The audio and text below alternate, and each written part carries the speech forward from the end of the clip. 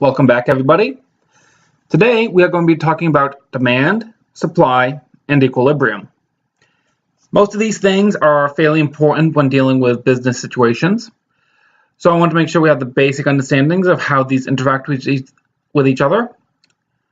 So let's go ahead and get started. Let's start with demand. So depending on the price of an item, that's going to reflect its demand. We saw this in the previous video, but we're going to take a more in-depth look at it now. We're going to note the quantity with Q. Now, let's take a look at an example of how demand can be associated with cost. So the demand for a private school in Michigan depends on the tuition cost and can be approximated by the formula of Q equals 77.8 multiplied by P raised to the negative 0.11 thousand students. And this is for the price being from $200 to $2,200. Now, the price here is probably based off of price per credit hour. So, $200 per credit hour is a pretty cheap school. $2,000 per credit hour is going to be fairly expensive. All right, now let's take a look at the graph. So on y equals, we'll have 77.8 times, since we do not have p here and everything's based off x, we want to use the x, t, theta, n button. That gets raised to the negative 0.11. And now, before we graph, we want to make sure our window is set properly. So the price is between 200 and 2200. Let's set a scale by hundreds. Well, we don't know what our demand is going to be. So let's start at 0. And let's go to 1,000 and see what happens. And a scale of 100. So we see that we actually overestimated our scale. So let's go ahead and drop it down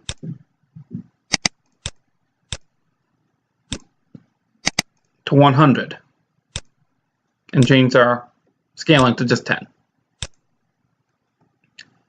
So we can see a very downward trend. So as price is increasing, the demand is going down, but not by too much. Now we have to talk about the supply side. So the amount of items that can be supplied will also be based on the price. If a company cannot make money off of creating something, they're not going to create it.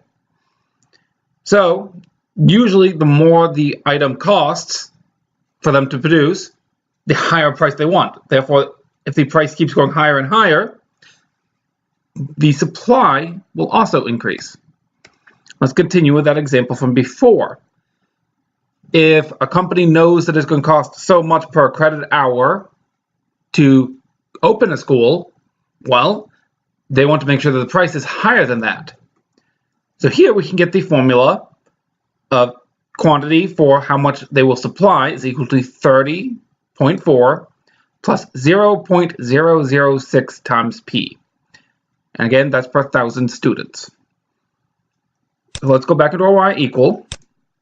And let's type in our next equation. So 30.4 plus 0.006 times x. And let's go ahead and graph it. All right, so we see that that's an upward trending graph. If we're over on this left side, well, we have a lot more demand than we have supply, which means there's going to be a little bit of a gap, but everything should sell. Everything on the right side, well, we're producing more than we actually are selling, so we will end up having a surplus of schools and not enough students at them.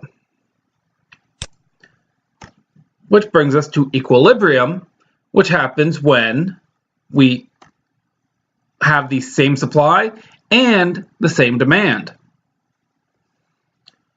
Now, this should always be a point. There could be multiple points depending on how the graphs are set up, but there should always be just points of intersection. I do not ever foresee a situation where there's infinite number of situations that you can have a certain price and sell everything that you make and don't make any extra. That's probably not going to happen. Now, thing to keep note of, this might not be the point where you get maximum profit. This is just the point where you are selling everything that you are producing and people aren't demanding any extra. It is possible that by producing extra, you can make more money, or that if you don't produce enough, you could make more money. Not sure which is which yet. So let's continue with our example. So what we do is take our demand function and set it equal to our supply function, which that will solve for our P. So that gives approximately $1,000 per credit and 36.4 universities. Now, how did we do this? Well, we can just find where these two graphs intersect. So second, calculate, and go down to intersect. Our first curve, let's go over a little bit so we can see which curve we're on. We're on our bottom curve. So hit enter. And the second curve is the top one.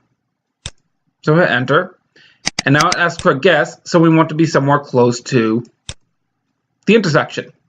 For the guess part, you don't have to be exact, but you want to be fairly close. The closer you are, the faster your calculator can find it.